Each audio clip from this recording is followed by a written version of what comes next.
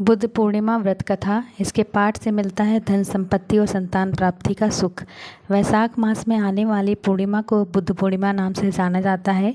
मान्यता है कि इस दिन दान पुण्य करने से व्यक्ति महाफल की प्राप्ति होती है। बुद्ध पूर्णिमा व्रत की महिमा के बारे में माँ यशोदा को भगवान कृष्ण ने बताया था। इस व्रत को करने से धन संपत्ति और संतान सुख की प्राप्ति होती है।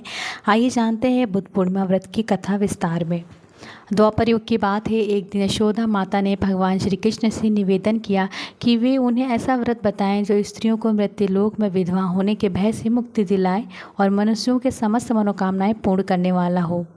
इस पर श्री कृष्ण ने उन्हें बताया कि स्त्रियों को सौभाग्य और संतान सुख प्राप्त करने हेतु 32 पूर्णिमा व्रत करना होगा। यह व्रत भगवान शिव की कृपा प्राप्त करने वाला, अचल सौभाग्य देने वाला और जीवन के कष्टों का नाश करने वाला है। यशोदा जी ने जिज्ञासा प्रकट की, इस व्रत को मृत्युलोक में सबसे पहले किसने किया? तब श्री कृष्ण ने बताया कि प्राचीन काल में पृथ्वी पर कातिका नाम की एक समृद्ध नगरी थी, जहाँ चंद्रहास नाम राजा राज्य करता था। वहीं एक धनेश्वर नाम का ब्राह्मण अपने सुंदर और गुणपति रूपवती के साथ निवास करता था। उसके पास धन धान की कोई कमी नहीं थी, परंतु वे संतानहीन थे और यही उनके जीवन का सबसे बड़ा दुख था।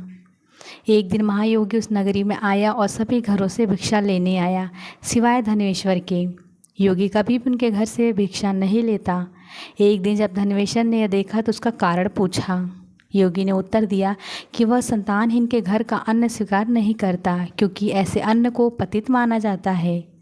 यह सुनकर धनेश्वर अत्यंत दुखी हुआ और योगी संतान प्राप्ति का उपाय पूछने लगा।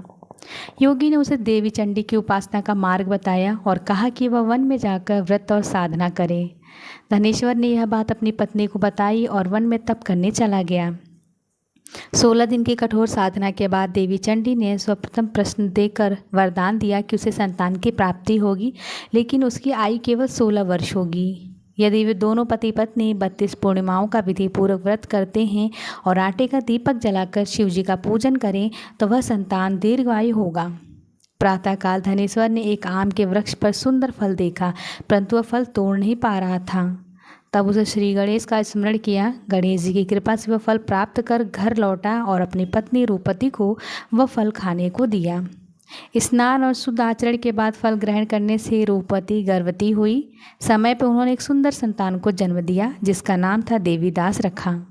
बालक चंद्रमा की तरह उज्जवल, बुद्धिमान और सुशील था। उसकी माता ने देवी के आदेश अनुसार 32 पूर्णिमा का व्रत आरंभ कर दिया। जब वह 16 वर्ष का होने लगा तब माता पिता को उसकी आयु की चिंता सताने लगी। उन्होंने योजना बनाई कि देवीदास को काशी विद्या के अध्ययन के लिए भेजा जाए।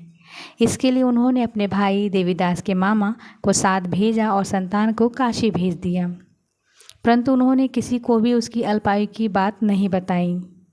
एक दिन वे एक गांव में रुके जहां एक ब्राह्मण की कन्या का विवाह होना था। कन्या ने देवीदास को देखकर उससे विवाह करने की इच्छा जताई। देवीदास ने अपनी अल्पायु की बात बताई, लेकिन कन्या ने कहा कि उसकी गति देवीदास के साथ ही बधी है।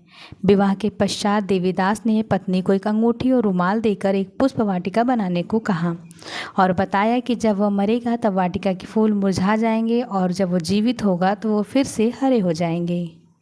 काशी में पढ़ाई करते समय एक रात काल प्रेरित होकर एक सर्प देवीदास को डसने आया, परंतु 32 पूर्णिमा व्रत के प्रभाव से वह सफल नहीं हो पाया।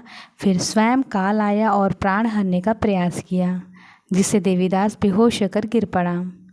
तभी भगवान शिव व माँ पार्वती वहाँ प्रकट हुए। माता ने शिव जी से प्रार्थना की कि व्रत के प्रभाव और माता के पुण्य के कारण देवीदास को जीवन दान दिया जाए। शिव जी ने उसे पुनः जीवन दान दिया। उधर उसकी पत्नी पुष्प वाटिका को देखती रही। जब फूल नहीं मुरझाया तो वह आश्चर्य में पड़ गई। बाद में जब वाटिका फिर से हरी भरी हो गई तो वह समझ गई कि उसका पति जीवित है। जब देवीदास काशी से वापस लौटा तो उसके ससुर भी उसे खोजने ही वाले थे। संयोगवश देवीदास अपने मामा और पत्नी के साथ वहां पहुंच गया। सभी ने उसे पहचान लिया और खुशी से उसका स्वागत किया। देवीदास अपने परिवार के साथ अपने नगर लौट आया। उसके आगमन सुनकर उसके माता पिता अत्यंत हर्षित हुए और उन्होंने भव्य उत्सव मनाया। अंत में श्री कृष्ण यशोदा माता से कहते हैं कि धनेश्वर को संतान रत्न, उसकी दीर्घायु और कुल रक्षा केवल 32 पूर्णिमा व्रत के प्रभाव से संभव हो पाई। जो भी मनुष्य श्रद्धा से इस व्रत को करता है वह जन्म जन्म के पापों से मुक्त होकर सुख समृद्धि और सौभाग्य प्राप्त करता है। अगर आप लोग को हमारी वीडियोस पसंद आ रही हो तो चैनल को सब्सक्राइब कर ले और कमेंट में अपनी राय ज़रूर लिखें। मिलते हैं नेक्स्ट वीडियो में, तब तक के लिए राधे राधे।